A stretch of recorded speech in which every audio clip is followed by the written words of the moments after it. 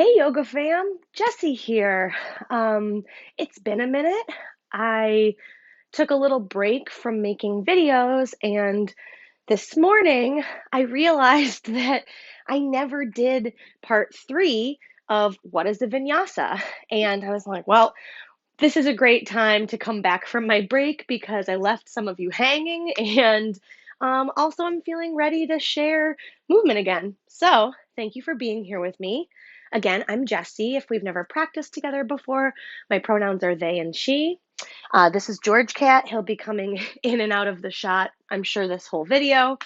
Yeah, today we're going to talk about um, the part three of what is a vinyasa. If you haven't watched parts one and two, I would recommend checking that out just so that you're on the same page as kind of the perspective I'm coming from. I would also maybe recommend warming up a little bit on your own. This is a good video to do maybe after you've practiced or after you've done some stretching.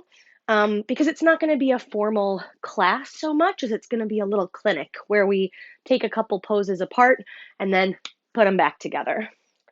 We're going to need a strap. So if you don't have a strap, a belt, the belt of a bathrobe, a long scarf, or like a thin towel, a big towel, a thin towel. I don't know if you have one of those.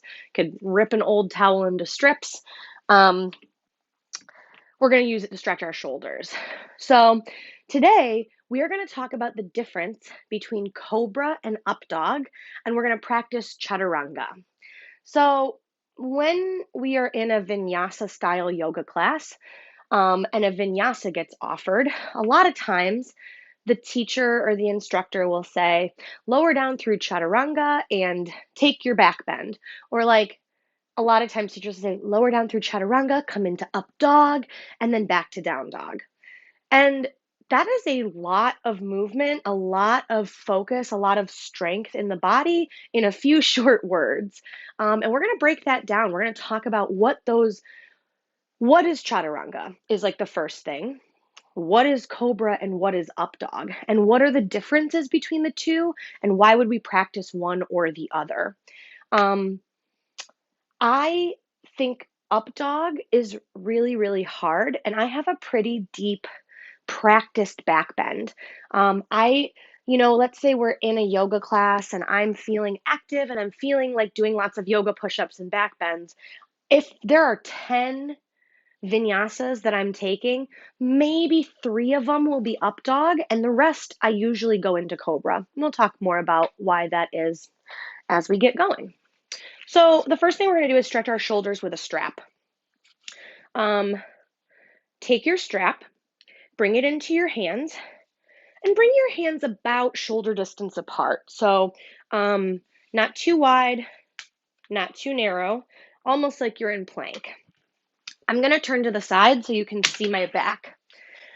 Something we talked about in the other videos is when we're lowering through plank, we don't want to be collapsed in the back and we don't want to be rounded in the back. So we're going to play with that here with this stretch. Shoulder mobility is different than like back flexibility.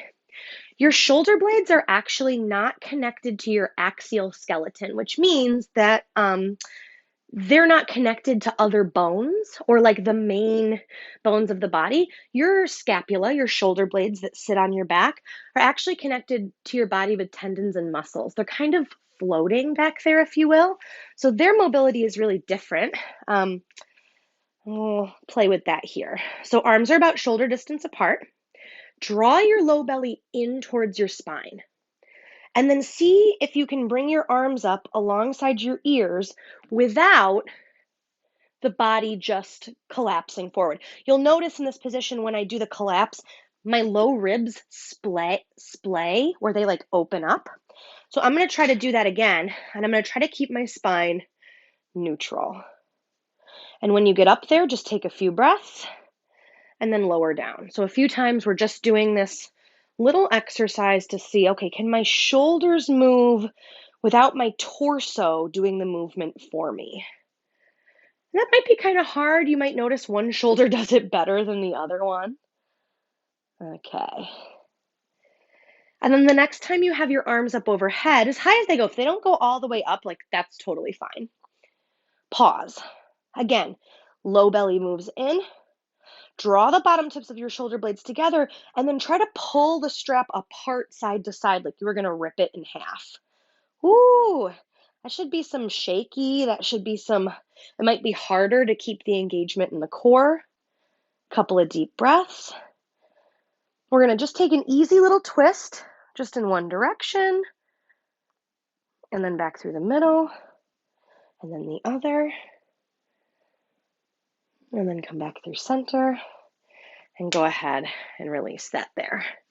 Whew. All right. This next time, you're going to bring your arms wider on the strap. So a little wider than shoulder distance, wider than we would in plank. We're going to bring the arms up, draw your low ribs and your low belly in. Try to pull the strap apart. This time you're going to bend your right elbow. Doesn't matter which one, we're going to do both.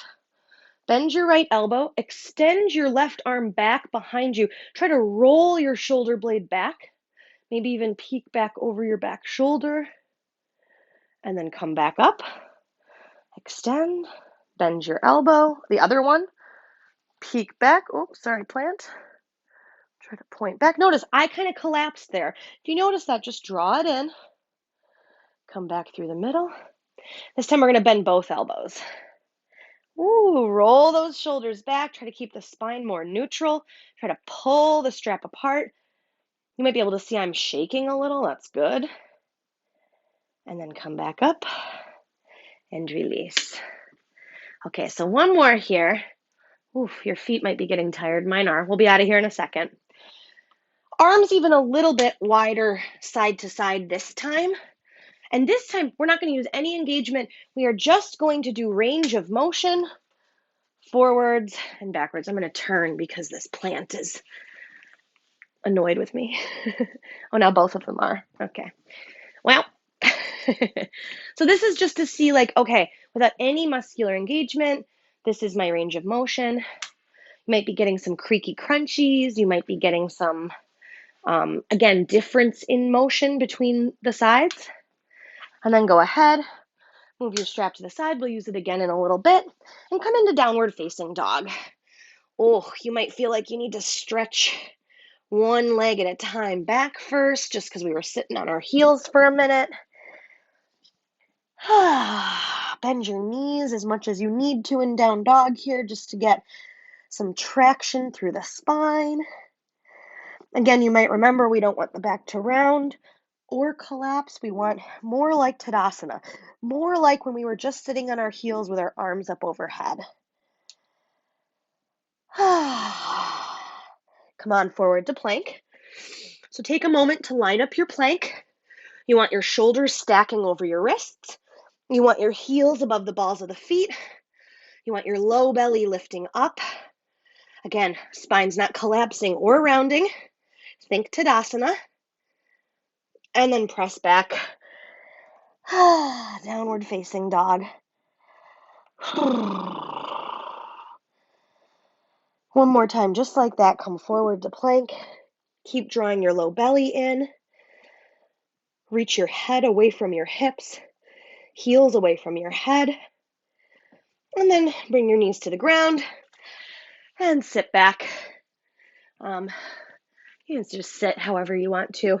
I didn't feel like sitting back on my shins anymore. Okay, so a little warm up there. I know I'm feeling warm already. We really didn't do that much. So the next thing we're going to talk about is Chaturanga, which translated, one version of the translation means like four-limbed staff pose. So if you remember, we talked about this, I believe, in video 2. Dandasana, staff pose, which if you want to come into just to feel, is spine long, legs long, pushing the ground away. Draw the low belly in. So quite challenging considering we're quote unquote just sitting there. From here, the back is not rounding or back bending. We are in a neutral spine. So if we think about Chaturanga, four-limbed staff pose, relative to staff pose, it's not the same shape, but it has a Tadasana spine. So we don't want to be any place other than this more neutral but engaged spine. When we come into Chaturanga from plank, we are lowering down to, sorry, my brain just went in 18 different directions. We are lowering down to a place where we can keep our spine neutral, our elbows hugged in, and the heads of the arm bones moving back. The shoulder blades are on the back. So I know we talked about this in one of the other videos, like almost like you're lowering yourself down like a little elevator. Everything moves together at once. So the first thing we're going to work on is lowering down to Chaturanga and a hover, and then we're just going to come to the floor. I think one of the biggest mistakes that I know I've made in my body over the years is thinking that I have to go from Chaturanga right into my back bend. My teacher, Amy, always teaches coming right to the floor after Chaturanga to reset. And I agree with her about that. I don't see any reason to come right from Chaturanga into a back bend unless you have an extremely mobile, healthy, active spine and like a teacher has watched you do it and say, yeah, that's fine.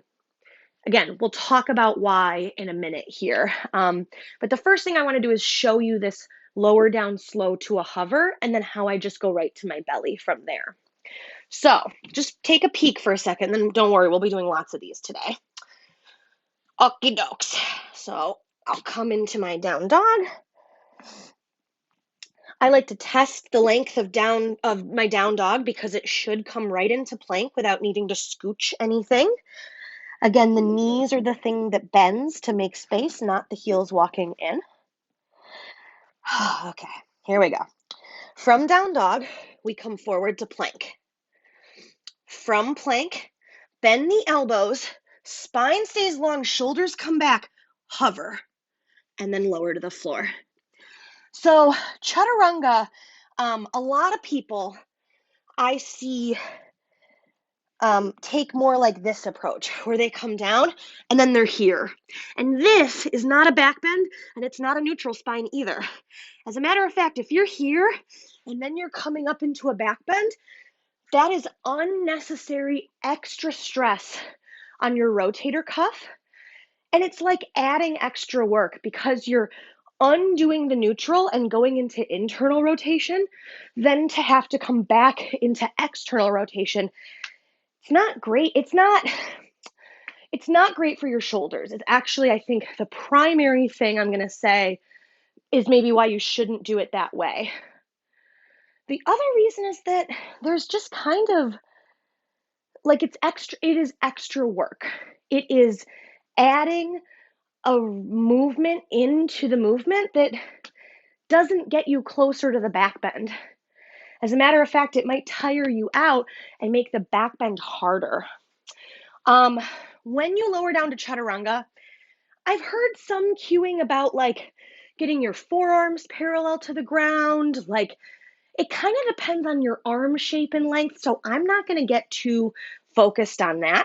But what I will say is that it is like a push-up in the sense that like you come down and you could push back up. Now I've tired myself out. So when we come forward, go ahead now, come on forward. When you lower, try to think about reaching your head away from your heels. Roll the shoulder blades on, and then when you get to the point where you feel like you're going to collapse, just lower yourself to the floor. Whew, nice job. It's really hard.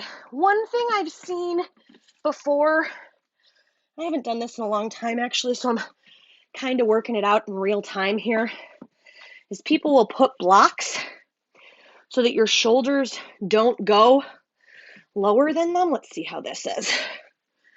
Yeah, like, but I felt my body do this thing where like my shoulders reached for the blocks. So just as kind of a visual reminder that like you're trying to stay whew, four-limbed staff pose, long, strong spine, shoulder mobility. We talked about that at the beginning of this video. We want the shoulders to move without the torso leading the way. So you want to be able to lower, keep the integrity of the shape, and then we come to the belly. So that's what they mean when they say Chaturanga. Come through Chaturanga. They mean lower down with a long, strong spine. You can do that without holding. You can come from down dog into plank and just lower nice and slow all the way to your belly. If you would like to practice that lower down slow and pause in the hover, one of my favorite ways to work on it is to grab a block. I didn't mention this at the beginning of the video, but grab a block, put it between your thighs, come onto your belly. Get lined up, squeeze your inner thighs on the block, and then just puff. Whew. So I'm not trying to go all the way up to Chaturanga. I'm just practicing my core staying together. So it's not just the hips, it's not just the shoulders, it's the whole body. This is some reverse conditioning, and it's very hard. So if that part of the sequence is hard for you and you're interested in quote unquote working it, I think that block between the thighs, little puffs, we call them kidney puffs, like it's this part of the body that's getting the engagement and the lift. That will help with that. Whew, I'm out of breath today. So now that you've gotten through Chaturanga and onto the belly, what's the difference between Cobra and Updog? So I talked extensively about Cobra in video 1. We lower down. The low back does not lead the way, right? We don't want those bumper cars. We want the upper body to curl and open. We can go up as high or as low as we want. Shoulders stay back. So as soon as the shoulders start to come forward, we say, I've gone past my back bend. We come down, we re-engage. Elbows hug, tailbone reaches back. Press into the tops of the feet and the tops of the knees. Press into the back of the head. Cobra. And then come down. So in Cobra, our hips and our bellies up to about our low ribs are usually staying down through the whole back bend. Your arms may not straighten in Cobra. Sometimes mine do when I'm really open in the back. Lots of days they don't. In Cobra, we are not worrying about straightening the arms. Again, we're prioritizing from the tops of the feet all the way up to the low ribs, pushing down so that the upper back is curling and leading the way up into the back bend. Cobra is deep as hell, as deep as you want it to be. So it is not a lesser pose than Updog. Updog is just a much harder pose than Cobra for a bunch of reasons.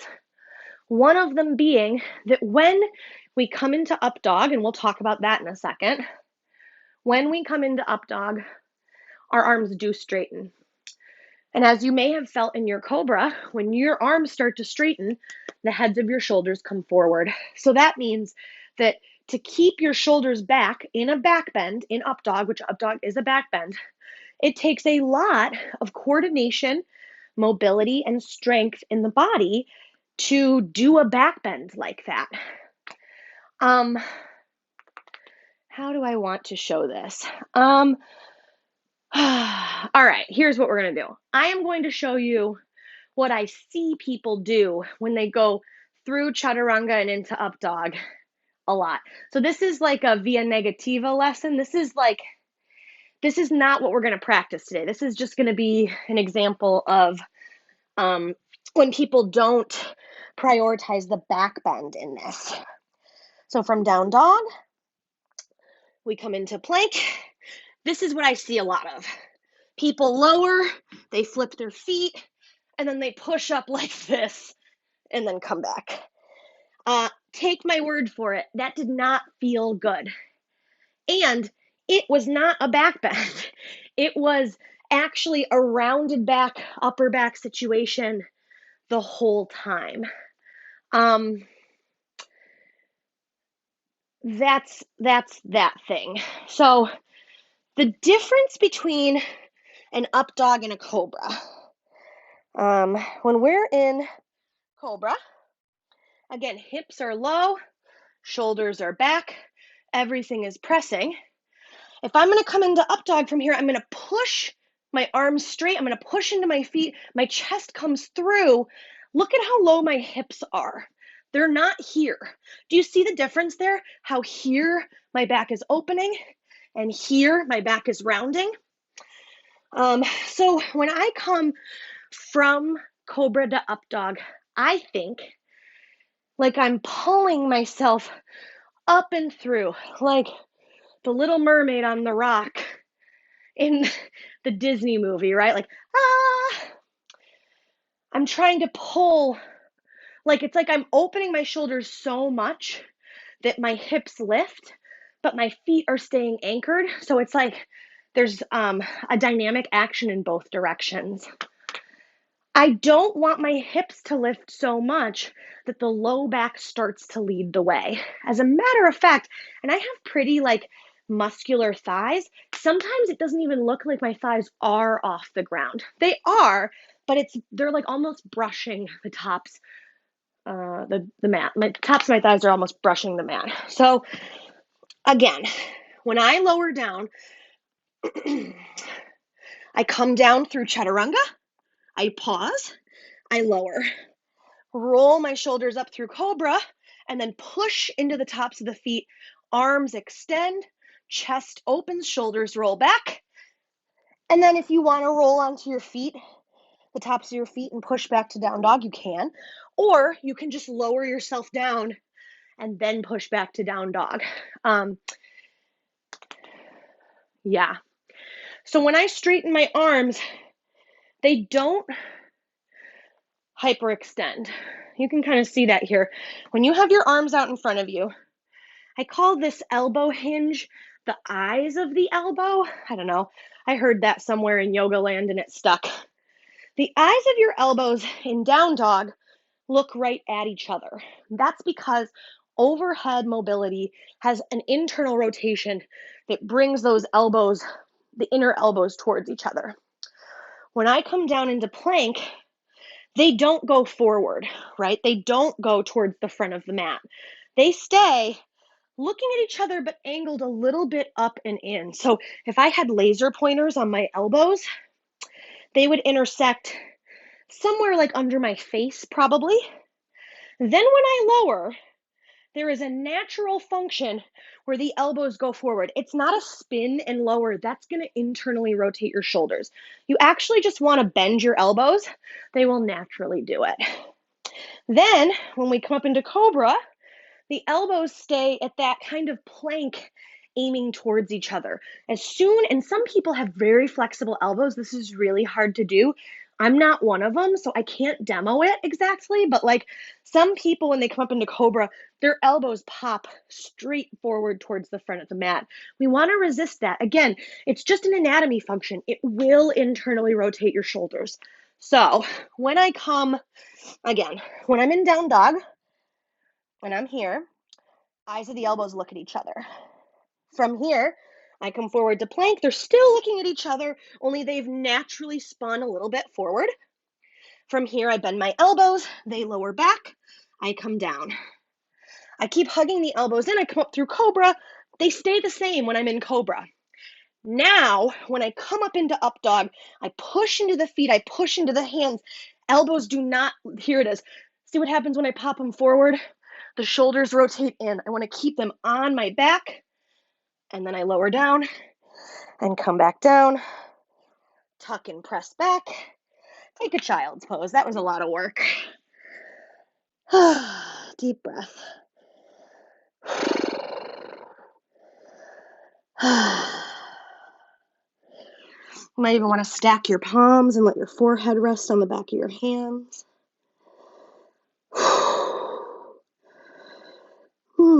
This break is as much for me as it is for you.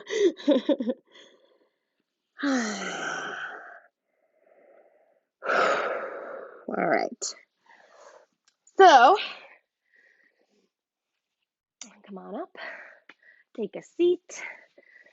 I hope that makes sense. It's hard to teach this when we're not in a room together because a lot of times, especially with these more demanding back bends, in a sequence that really just gets thrown around for people, we don't know what our body is doing because our proprioceptors, so the parts of our brain that know where our body is in space, doesn't have as much access to the middle and upper back as we'd like it to. A lot of times, I'll ask when I'm in a class teaching, I will ask a student, may I touch your back? Which, by the way, you should always ask before you touch people. May I touch your back between your shoulder blades, right? Like I'm going to tell them where I'm going to touch them. Yeah.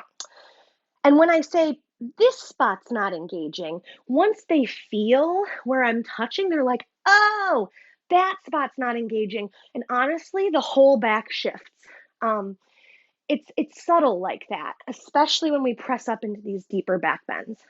The thing I want to encourage you if you're practicing up dog is to think about letting your hips stay low because your upper back is that first roller coaster car leading the way up and through.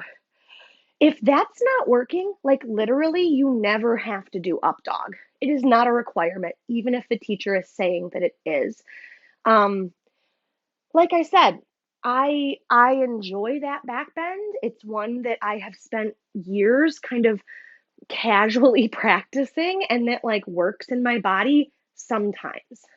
Sometimes I go to press up into an up dog and it's like, oh no, that's not happening today. And as a matter of fact, I will get much deeper into my back bends practicing cobras. Um, so don't think that like you have to be doing up dogs to be doing vinyasas or that you have to be doing up dogs to do a deeper back bend.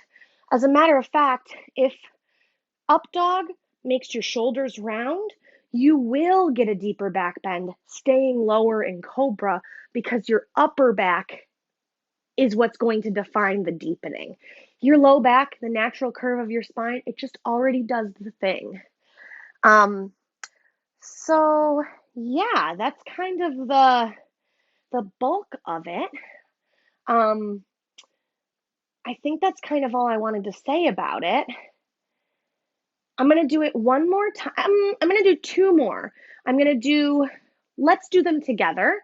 We're going to do two full sun salute A vinyasas together. The first one, I'm going to cue Cobra.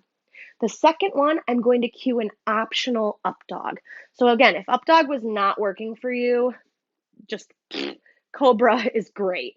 Yeah, just to kind of like look at it as like a whole sentence. We kind of broke these pieces up into little like chunks, and now we're going to say the whole thing together. So come on up to the front of your mat. We're actually going to start standing at the front of the mat. Tadasana, mountain pose, long neutral spine. Take a few breaths. Reset button. Notice the natural neutral curves of your spine. Maybe you've overdone, one of those actions. This is a chance to neutralize. I have to move this plant. It's in my way. There we go. Take a deep breath in. Reach your arms up into the air as high as they go. Exhale, arms back down alongside your body. Deep breath in, arms lift. Big breath out, arms come down. One more time. Deep breath in, arms lift. This time, exhale, hinge at your hips, fold forward.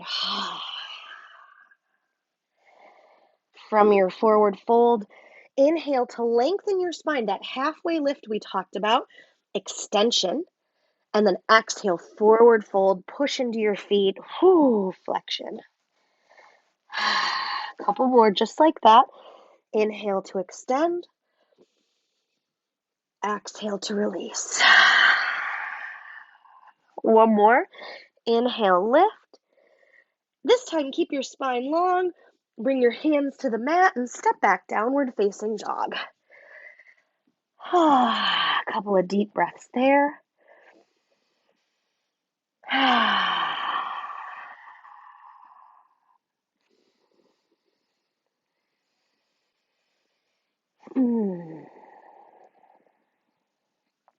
On your next breath in, come forward to plank.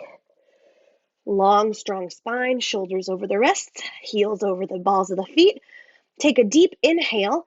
Exhale, bend your elbows lower down, maybe pause in Chaturanga, and then lower your body to the floor. Release the tops of your feet. Roll your shoulders onto your back. Curl up into Cobra, your Cobra. As high or low as you want. Hips stay low. Chest stays widening. Elbows hug in. Exhale, release. Tuck your toes. Press up and back. Downward facing dog.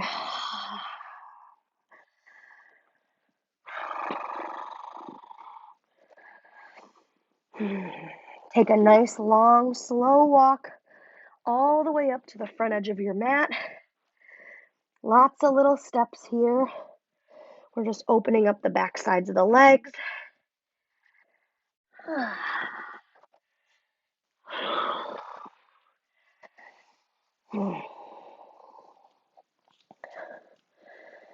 And when you get into your forward fold, take a couple of breaths there.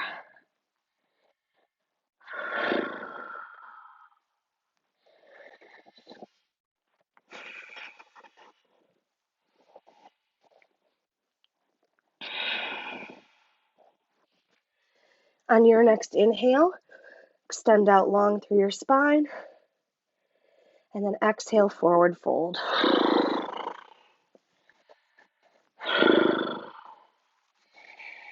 Inhale to lift.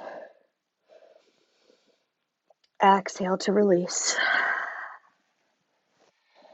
This next time, bring your hands on your hips, hug your shoulder blades together, come all the way up to stand. If you want, you can reach your arms up in the air, and then exhale, hands alongside your body in Tadasana. Pause. So that's one sun salute A. So when a teacher offers that, all right, we're going to move through some sun salute A's, that's what they mean.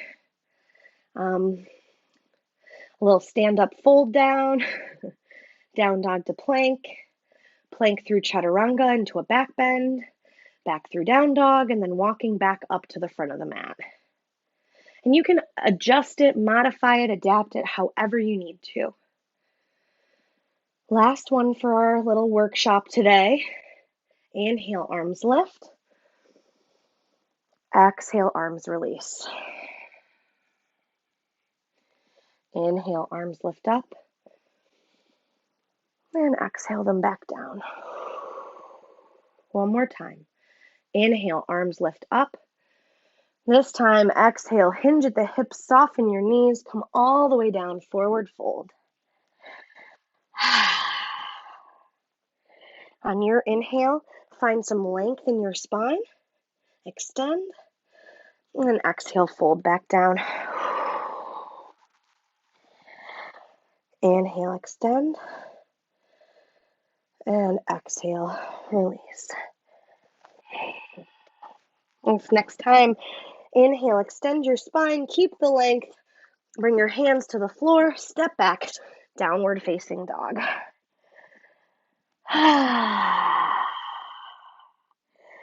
Inhale, come forward to plank. Exhale, lower down through Chaturanga. Pause. Lower your body to the floor. Roll the shoulders back. Maybe push into your hands and feet. Reach your chest forward and up, up dog. And then lift your hips. Come on back, downward facing dog. Take a couple of breaths there.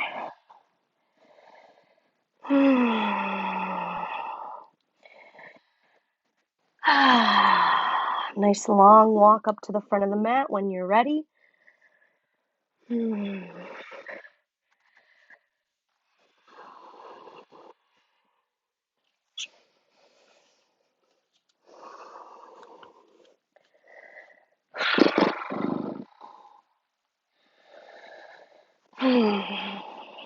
From your forward fold, inhale to lift halfway. Exhale, fold. Inhale to extend. And exhale to release. Press into your feet. Stand all the way up. Arms lift as high in the air as you want. And exhale, hands alongside you or in front of your heart or stacked on your chest or on your belly and chest. Tadasana. Just take a moment to breathe.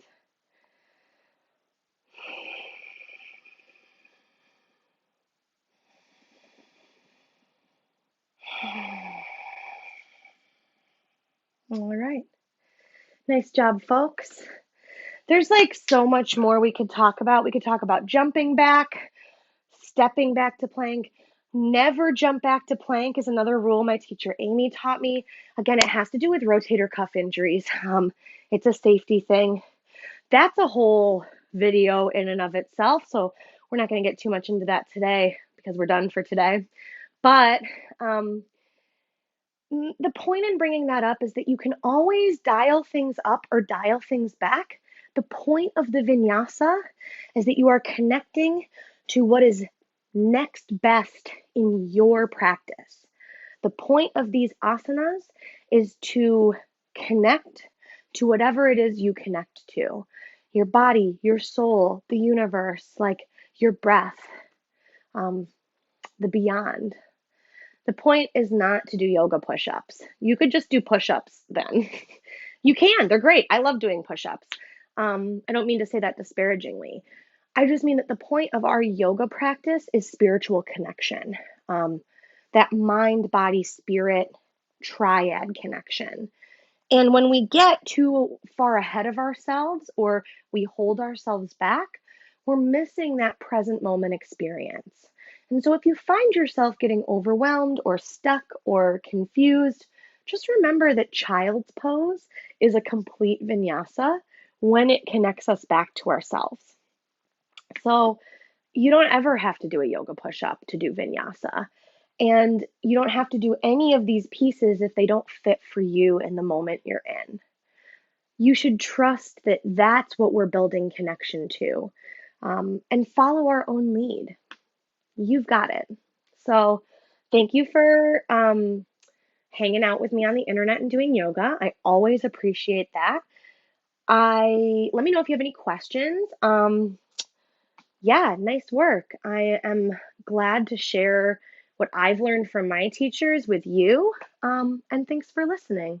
I hope to see you soon. I've got a fun seated forward fold and twist class coming up, so stay tuned for that. And hopefully, I will see you on the mat soon. Hail yourselves, yogis, and have an awesome rest of your day.